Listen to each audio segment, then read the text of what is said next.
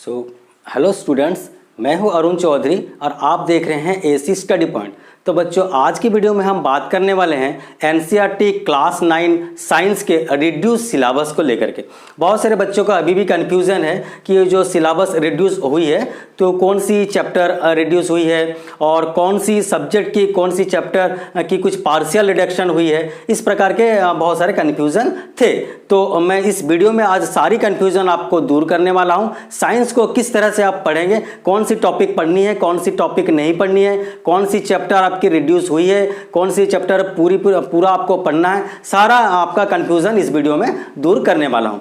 अच्छा, स्टार्ट करने से बच्चों एक चीज़ मैं बोलना चाहता हूँ कि अगर आप इस चैनल में नए हैं और अभी तक आपने इस चैनल को सब्सक्राइब नहीं किया है तो फटाफट से इस चैनल को सब्सक्राइब कर दीजिए ताकि आने वाली जितने भी वीडियो की नोटिफिकेशन आपको जल्दी मिल जाए। उसके बाद इसमें भी और मैं क्लास 6 से क्लास 10 के जितने भी मैथ्स और साइंस के कंटेंट्स है, सारा कंटेंट सबको इस वीडियो में मिलने वाला है। तो आपने इसे फटाफट से सब्सक्राइब करना है, ठीक है। तो चलिए हम स्टार्ट करते हैं आज की जो हमारे टॉपिक मैंने लिया है कि रिड्यूस सिलेबस को लेकर के क्लास 9 साइंस का। तो एक एक करके हम देख लेते हैं। तो अगर बच्चों देखें, हम यहाँ पर अगर टोटल चैप्टर हमारा देखें तो क्लास 9 साइंस में आपको पढ़ने थे टोटल 15 चैप्टर, ठीक है। तो आपके इस 15 चैप्टर्स में फिर साइंस को डिवाइड किया गया है फिजिक्स, केमिस्ट्री और बायो को लेकर के। तो यहाँ पर अगर हम देखें तो आपके फर्स्ट के जो 4 चैप्टर हैं ये आपके केमिस्ट्री को कवर करते हैं।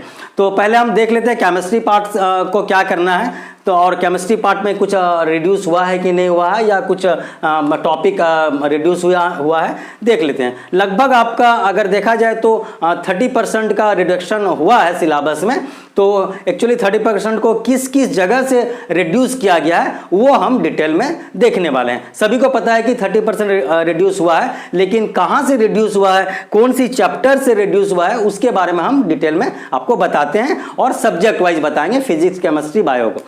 तो देखते हैं जो हमारा पहला चैप्टर है मैटर इन आवर सराउंडिंग, ये सबसे पहला चैप्टर है, केमिस्ट्री का चैप्टर है। तो ये चैप्टर को इस बार सीबीएसई ने टोटली रिमूव कर दिया है, ठीक है। यहाँ के जितने भी टॉपिक आपके रिड्यूस हुए हैं, अगर सारे टॉपिक्स को देखा जाए तो ऑलमोस्ट आपके टोटल चैप्टर ही रिड्यूस हो गए हैं। सीबीएसई के हिसाब से ये चैप्टर अब उतना इंपॉर्टेंट नहीं रहे हैं बाकी के जो 3 चैप्टर हैं उसके मुकाबले। तो सीबीएसई ने इस बार ये जो पहला चैप्टर है आपके मैटर इन आवर सराउंडिंग्स, इसको टोटली रिड्यूस कर दिया। मतलब इस बार के आपके जो सिलेबस से इसे हटा दिया। मतलब आपके क्लास 9 के बोर्ड पेपर में इस चैप्टर से आपको क्वेश्चन नहीं पूछे जाएंगे।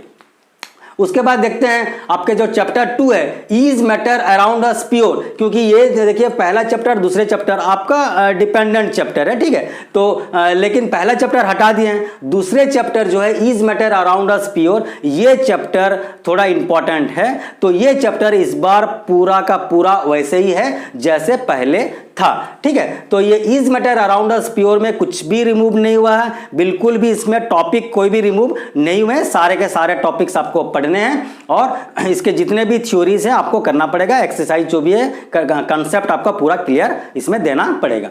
उसके बाद देख लेते हैं atoms and molecules. Atoms and molecule again chemistry के एक बहुत ही बढ़िया और बहुत ही इंपॉर्टेंट चैप्टर है, ठीक है। इसके ऊपर आप कहें तो पूरी केमिस्ट्री भी डिपेंड करती है। एटॉम्स एंड मॉलिक्यूल्स आपको क्लास 10 में भी इसके बारे में आपको ये नॉलेज अगर होगा तो आप आगे इसको पढ़ पाएंगे। तो एटम्स एंड मॉलिक्यूल्स जो चैप्टर है ये टोटली वैसा का वैसा है, इसमें से कुछ भी रिमूव नहीं हुआ है, ठीक है। केमिस्ट्री के ये एटम्स एंड मॉलिक्यूल्स में पूरा चैप्टर आपको करना है, सारे टॉपिक्स आपको करने हैं। अच्छा, स्ट्रक्चर ऑफ एटॉम अगेन ये भी केमिस्ट्री के बहुत अच्छा इंपॉर्टेंट चैप्टर है, हाँ। और ये चैप्टर में से भी कुछ भी रिमूव्ड नहीं हुआ है। स्ट्रक्चर ऑफ एटॉम्स को पूरा आपको पढ़ना है, मतलब कि केमिस्ट्री पार्ट से कोई भी पार्शियल रिडक्शन नहीं हुआ है। चैप्टर के जो भी हुए हैं एक चैप्टर टोटली डिलीट हो गया है, ठीक है। वो है आपके चैप्टर 1। चैप्टर 1 टोटली डिलीट हो गया है और किसी दूसरे चैप्टर में पार्शियल रिडक्शन भी, कोई टॉपिक का भी रिडक्शन नहीं हुआ है। पूरा चैप्टर आपको पढ़ना है, जो कि 3 चैप्टर आपके केमिस्ट्री में कंप्लीटली आपको पढ़ने हैं। उसके बाद देख लेते हैं बायो पार्ट के देख लेते हैं। अगर बायो पार्ट को देखें बच्चों, तो बायो में आपके 1 2 3 4 5 6 ऑलमोस्ट 6 चैप्टर कवर करते थे बायो में, जो कि माने आपका जो सिलेबस का बहुत बड़ा हिस्सा है। ठीक है, तो इस बार सीबीएसई ने इसमें बहुत ज्यादा बदलाव किया है और ज्यादा चैप्टर को रिड्यूस भी किया है। तो देख लेते हैं, जिस तरह के हम देखेंगे, अगर हम बायो जब स्टार्ट करते हैं तो यहां पर हम पढ़ते हैं the fundamental unit of life से स्टार्ट करते हैं। The fundamental unit of life, ये अगेन बहुत इंपॉर्टेंट है और बेसिक चीज है बायो का। स्टार्ट करने से पहले इसी के ऊपर बाकी के सब जो चैप्टर्स है डिपेंड करते हैं। तो ये फंडामेंटल यूनिट्स ऑफ लाइफ जो है, सेल्स के बारे में पढ़ते हैं हम, सेल्स ऑर्गेनेल्स के बारे में पढ़ते हैं। ठीक है, तो ये सब जो है, ये चैप्टर को सीबीएसई ने पूरा ऐसा ही रहने दिया है जैसे थे। इसके सारे टॉपिक्स को भी आपको पढ़ना है, कोई पार्शियल रिडक्शन भी नहीं हुआ है, कोई पार्ट भी इसमें से टॉपिक रिड्यूस नहीं हुए हैं, टोटल आपको पढ़ना है इसमें। उसके बाद आपके टिश्यूज, अगेन टिश्यूज, हम बहुत सारे सेल्स को मिला के टिश्यू बनता है, बहुत सारे टिश्यू को मिला के हम क्या ऑर्गन्स बनते हैं, ऑर्गन से ऑर्गन सिस्टम बनते हैं, फिर पूरा बॉडी का सिस्टम बनता है। तो ये एक बहुत ही इंपॉर्टेंट हो जाता है बायो के नजरिए से देखे तो टिश्यू चैप्टर में से भी कुछ भी रिड्यूस नहीं हुआ, टोटल चैप्टर आपको, टोटल टॉपिक्स आपको पढ़ना है।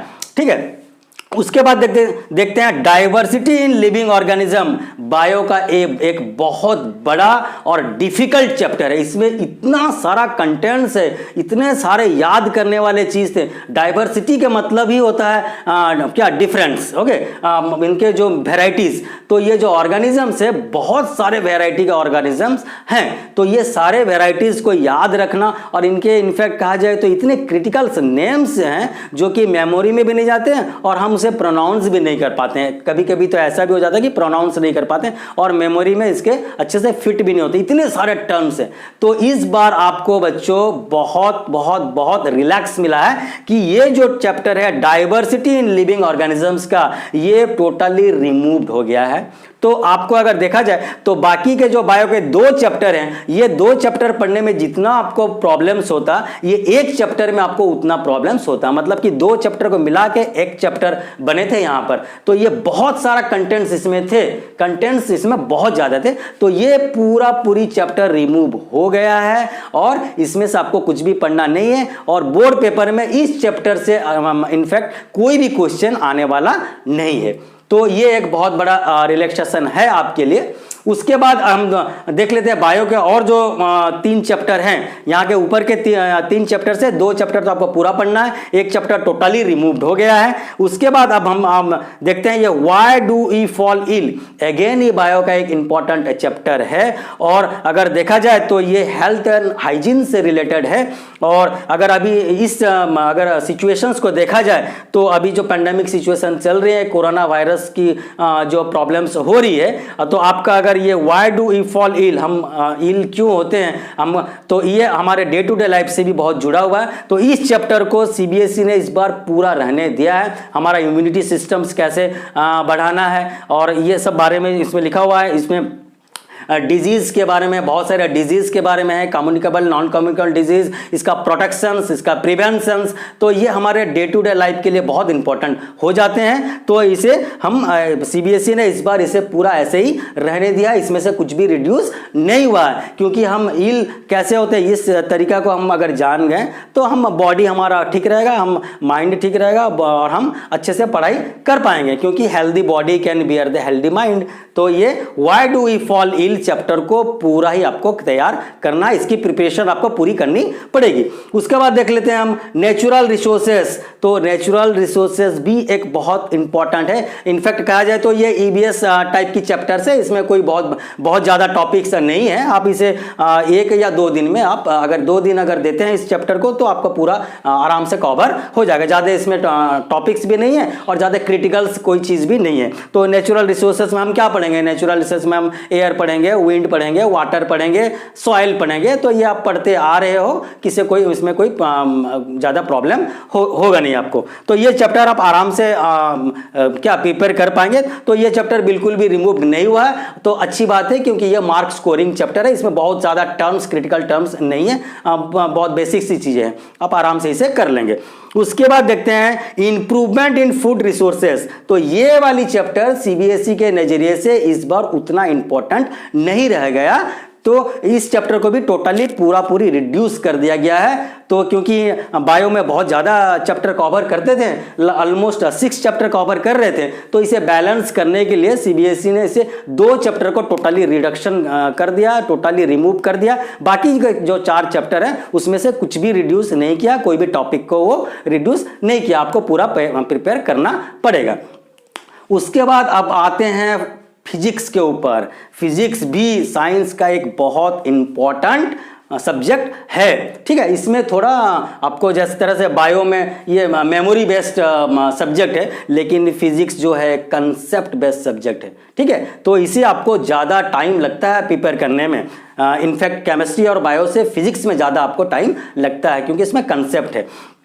तो इसको देख लेते हैं, ये बहुत इंपॉर्टेंट है। मोशन चैप्टर से आपका फिजिक्स स्टार्ट होता है बच्चों। क्लास 9 में मोशन जो है पहला चैप्टर है फिजिक्स का, ये चैप्टर स्टार्ट होता है। बहुत सारे बच्चे ने पढ़ भी रखे हैं इसे, तो ये चैप्टर बिल्कुल भी रिमूव्ड नहीं हुआ है, ठीक है। ये motion chapter as it is है, इसके सारे टॉपिक्स आपको पढ़ने हैं और एक्सरसाइज के जितने भी नंबर्स हैं आपको करने पड़ेंगे। आपके रेफरेंस बुक से भी आपको रेफर करना पड़ेगा, क्योंकि ये एक बहुत ही इंपॉर्टेंट चैप्टर है, इससे क्वेश्चन बनते हैं, ठीक है। तो ये मोशन आप को पूरा पढ़ना पड़ेगा। अच्छा, force and laws of motion, motion से related force and laws of motion है, ये चैप्टर भी टोटली आपको पढ़ना पड़ेगा, इसमें से कुछ भी रिमूव नहीं हुआ है। Force and laws of motion जैसे कि first law, second law, third law वगैरह जितना भी है, सारे उनके लॉज ऑफ मोशंस को आपको पढ़ना है इंडिविजुअली एक एक करके, और इसमें टॉपिक्स भी थोड़े ज़्यादा हैं, आपको इसको पूरा पढ़ना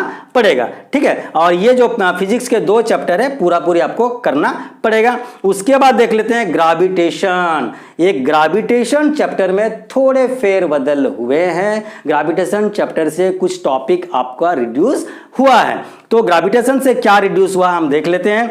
ये ग्रेविटेशन से आपका ये जो है टॉपिक्स मैंने यहाँ लिख रखा है, टॉपिक्स 10.5, 10.6 और 10.7।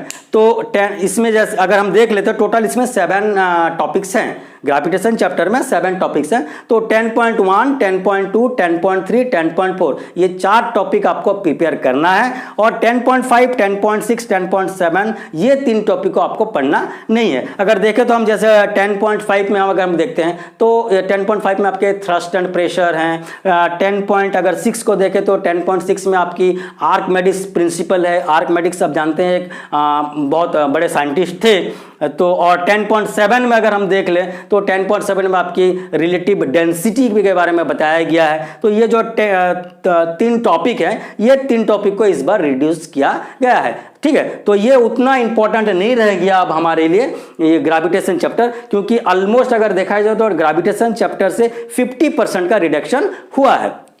तो 50% आपको पढ़ना है, 50% आपको नहीं पढ़ना है, मतलब 4 टॉपिक पढ़ना है और 3 टॉपिक नहीं पढ़ना है। जैसे कि आपकी थ्रस्ट एंड प्रेशर हो गया, आर्कमेडिक्स प्रिंसिपल हो गया, रिलेटिव डेंसिटी से जितने भी क्वेश्चंस बनते थे, क्यों आपके ये जो कोई बॉडी वाटर में फ्लोट करती है, क्यों सिंक करती है, ये सब कंसेप्ट था।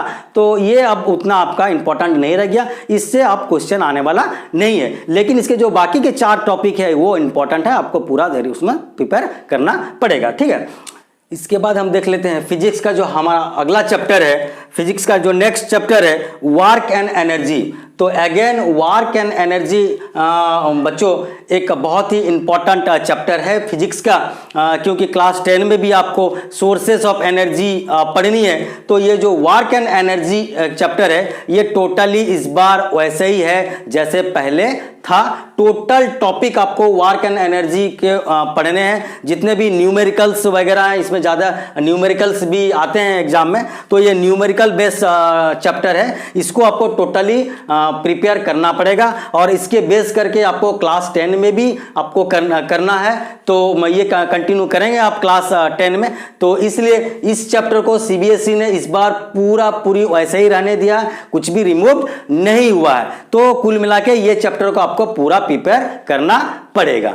उसके बाद हम देख लेते हैं साउंड चैप्टर को, ठीक है। साउंड चैप्टर जो है आपका बच्चा इस बार पूरी रिमूव्ड कर दिया गया है। साउंड चैप्टर को देखिए, साउंड चैप्टर आपका फुल्ली रिमूव्ड है। मतलब कि आपके जो इस बार आपके फिजिक्स में 1 2 3 4 5 चैप्टर थे, तो 5 चैप्टर से एक चैप्टर तो टोटली रिमूव हो गया है और एक चैप्टर का 50% आपका रिमूव हुआ है। मतलब आपके 3.5, आप कहे तो 3.5 चैप्टर आपको पढ़ने हैं। ओके, 3.5 चैप्टर्स आपको यहां पर प्रिपेयर करना पड़ेगा। तो इसका मतलब आपको 1.5 चैप्टर का रिलैक्सेशन मिला है फिजिक्स पार्ट से, जो कि बहुत ही इंपॉर्टेंट है। आपको प्रिपेयर करने का बहुत अच्छा इस बार आपको टाइम मिलेगा।